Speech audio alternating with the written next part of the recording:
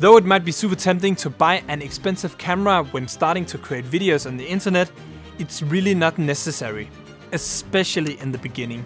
You can come really far with only your phone. However, there's a few pieces of equipment that'll help a lot with creating videos.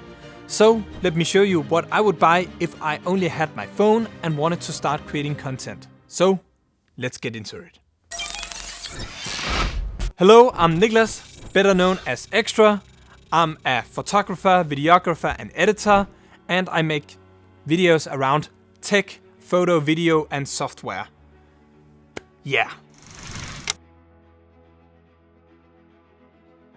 The most important piece of equipment I would say you should buy would be a microphone. The one microphone I would recommend more than any other would be either the DJI Mic 1 or the DJI Mic 2s. The simple reason I believe this is the best microphone for beginning creators is the simple fact that you can switch out the input to either Lightning or USB-C. So it's super simple to just put in the bottom of the phone. There's also almost no setup this way, which is always super nice. The actual sound coming from the microphones is also great, and it'll be much more personal and isolated to only your voice, because they're great at picking up audio in a specific direction and leaving out the rest of the background noise. And now it's just super easy to talk directly to the camera like this without any issues. If you intend to pick them up, I have one very big recommendation I'll give you on how they're meant to be used. Because please don't do as a lot of other creators do these days and put it all the way up to your mouth like this, because it really doesn't sound good. It'll almost just sound better if you then just use the built-in microphone on your phone, because this is just gonna clip the audio most of the time, and it really doesn't sound great. I don't know who would like this audio at all. It's true that they're designed to be put close to the mouth, but not almost into the mouth. So please just clip it onto your shirt instead, it'll sound much better. The second generation DJI mics do have some super nice features that even creators just starting out can benefit from. The first thing is that you have the possibility to connect the microphone directly to the phone without the need to connect the receiver. However, it just doesn't work within Apple's native camera app.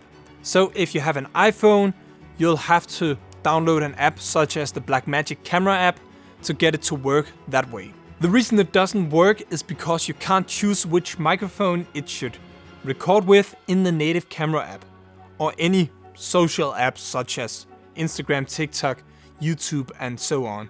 Both the DJI Mic 1 and 2 has internal recording, so you can potentially just put one of the microphones in your pocket, and then when you want to record something, it'll be as easy as just pressing the internal record button at the same time as you press record on your phone. With this method, you also wouldn't need to have the receiver with you. With the DJI Mic 2s, you also have something called 32-bit float, which essentially does that you can't clip the audio and make it sound horrible no matter how hard you try, which is super convenient, especially in the beginning when you are not sure how loud you are actually talking. The downside of the internal recording method, however, is that you'll have to sync up the audio afterwards. So you'll have to get the audio off the microphone with a cable, and then you'll have to match your audio from the microphone with the one that your phone has captured, which can be a bit of a hassle for a lot of people, myself included. These two methods definitely makes it harder to create content, which is a bit of a bummer, but it all depends on how you want to use them. But for most people, I'll just recommend them to use the receiver with either the Lightning or USB-C attachment, depending on your phone, of course. Apart from being great at capturing sound, then if you buy the set with one receiver and two microphones, you'll also get a nice charging case that you can just leave them in and they'll then charge. The full set also have up to 18 hours of battery life with 6 hours on either of the transmitter microphones. So this is really great value, even though it's one of the more expensive things I'm gonna show you in this video. You can get the DJI Mic 2s for $219 US if you only intend to use a single transmitter and receiver. However, I'll highly recommend the version with the charging case, one receiver and two transmitters, because they are super convenient, and you'll also have the option to record sound from a person more, which is always nice to have the ability to. If you want a cheaper option, I also highly recommend the previous version, the DJI mic, which you can get for $159 for one receiver and one transmitter, or $249 for the charging case, one receiver and two transmitters.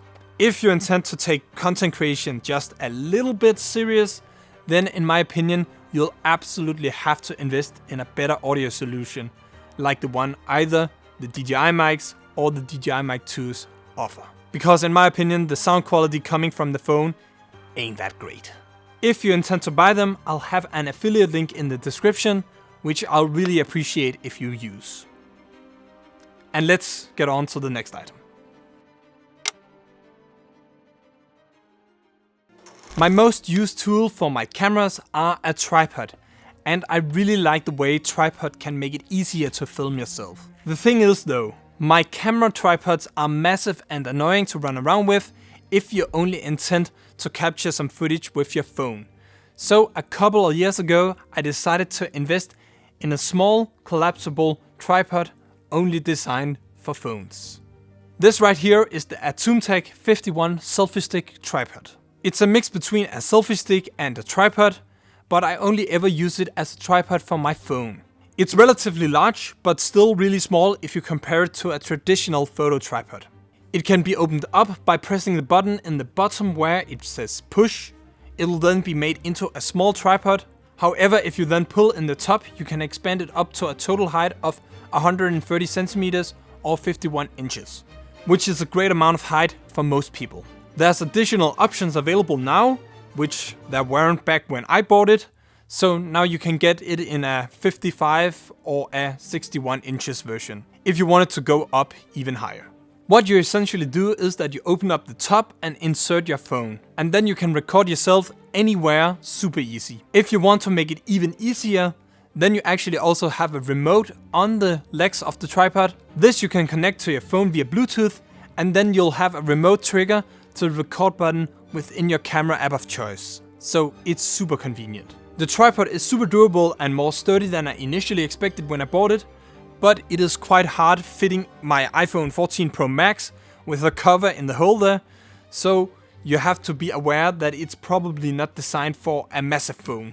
This tripod is a great way to capture footage of yourself on the go, especially if combined with the DJI mics. And if you're used to having a bag with you, then it should be rather easy to run around with this everywhere you go. It costs $27.99 which is rather reasonable in my mind for what you actually get out of it. So great value for the money with this product. If you want a tripod that isn't as big and clunky while also being able to have it with you everywhere, then this muffed phone tripod stand might be the one for you. It's a MagSafe accessory, so you'll need to have some sort of MagSafe cover, and I know that you can get some MagSafe covers even for the Samsung S23 and S24, even though the phones aren't MagSafe compatible. But this little attachment only works if you have MagSafe on your device. So if you have a Samsung, you should get that cover before you can put this on. It's super small and doesn't weigh that much, so most of the time you won't even notice that you have it on your phone, which is super nice. You can fold it out in a lot of different ways and easily use it to record yourself, both horizontally as well as vertically. So having the ability to place down your phone anywhere without the need for it to stand up at another object is super practical. And even if you need some more height, it is as easy as folding it completely out. The hinge is super sturdy and you won't feel like it's unstable that often. I have a heavy phone, so it's a bit more unstable than most phones, so I don't use it fully folded out that often, but it can easily hold it. I've used this little accessory for about 3 to 4 months by now, so it has some wear and tear, but it's mostly in the hinge within the triangle, and it's only cosmetic, but doesn't affect the functionality at all. So I'm still gonna use it for a long time, I think. I feel like you get a lot out of this product from Muffed, but I would have liked to see it being like 10 or $15 cheaper than what it is, because it costs $39.99, which is a little steep for what it actually offers. But it's super useful, and in my opinion even more useful than the Atomtech tripod I showed you before. so I guess it's fine. Most people will probably be making videos in their spare time at first, so that'll most likely happen inside. So to get a somewhat nice looking image, you'll need some sort of white light that has the ability to recreate sunlight, but preferably softer. It can be quite expensive to get a softbox like the one I have here, and for most people it'll also just be more in the way rather than actually help you, because you need a lot of space even just to have it be useful in your room. So my recommendation is to find some sort of cheap key light. I myself have this Elgato key light, which is mounted to my gaming table, but I probably won't recommend this one for a beginner, simply because it ain't on a stand, and to get the most out of it, you'll have to have a stream deck, and well, in my opinion, it's also not cheap. It costs around $159 US. So there's a few downsides to this specific model, in my opinion. However, Elgato do make some other cheaper options, such as the Keylight Air and the Keylight Mini, which would be some great options to start with, in my opinion. And while the Keylight Mini is rechargeable and you can change the intensity of the light directly on the device, so I'd probably recommend that light as a starter light. One great light is, in my opinion, one of the most important pieces of equipment you can get, because if people see a horrible image when they click on your video, they'll immediately leave your video. And then it's definitely gonna be hard to grow any kind of social following. So it kinda doesn't matter what kind of key light you get, it just needs to be able to output daylight at around 5600 Kelvin. The last gadget isn't actually a physical gadget, but it's still really crucial to create any kind of video, and it's editing software. Blackmagic Design have a software called DaVinci Resolve, which is used to edit big Hollywood movies, and a lot of ads, and well, social content and so much more.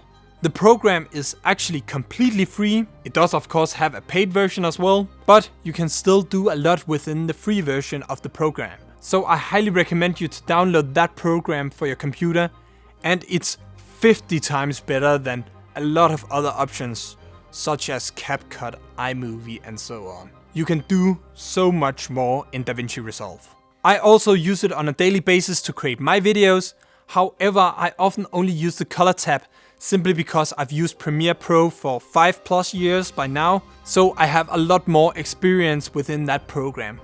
So everything goes much faster in there for me. But the color tab within DaVinci Resolve is simply just superior to everything else on the market, and that's why I'll usually transfer it over to that program for the color grade process. If you want your videos to look like mine, I'll just let you know that I have a LUT pack with 10 LUTs that you can get down in the description. A LUT is essentially a creative look you can give to your footage. This footage would, as an example, look like this without my creative LUT. Let me just quickly show you how to apply it within DaVinci Resolve.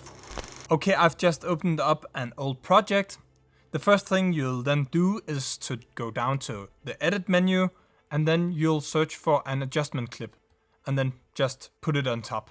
Then you'll go into the color tab, and then you have a lot of LUTs available over to your left hand side. To insert the LUT pack, you'll have to go up into the file section, and then under project settings, go down to color management, and then find open LUT folder. It'll then open File Explorer within the LUT window, so you just have to find your LUT pack to insert here. Then you just drag the LUT pack into this section, and then press Update Lists, press Save, and then it should be shown over on your left side. This clip looks really dull, but that's because it's shot in D-Log on the Inspire 2 drone. So let me just quickly fix that. So another node, then I'll find a color space transform. So this is now corrected. To apply your LUT, then you'll have to open up a node in between the two color space transforms. or however you want to color grade. And then it's as simple as just dragging over your desired look. Let me take this desire, which is my most used LUT.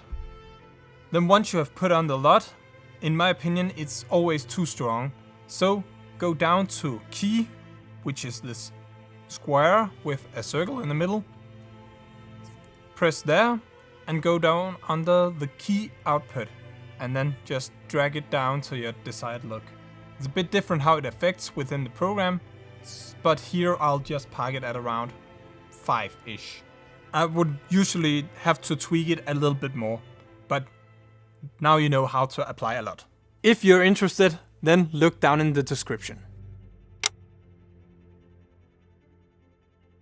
Though I essentially have showed the 5 gadgets by now, I actually have 2 bonus gadgets that could help you a lot, but they are kind of a bonus since you could easily make videos without them, but they'll just make it a little bit easier for you to create videos. The first one is actually on my wrist, because it's a smartwatch that's compatible with your phone. I have an Apple Watch Ultra, but any Apple Watch can do what I'm about to show you. The Apple Watch have a camera app that can monitor the camera app on your iPhone, and this will make it super easy to use the back camera instead of the front camera on your phone. And the reason you'd want to do that is simply because the camera on the back is way better than the front camera. And if you'd want to make horizontal videos for YouTube in 4K, then you'll both have to use the back camera, and it's also the only way I'd recommend you to record videos with your phone, because it would be stupid to use the front camera when the back camera is so much better.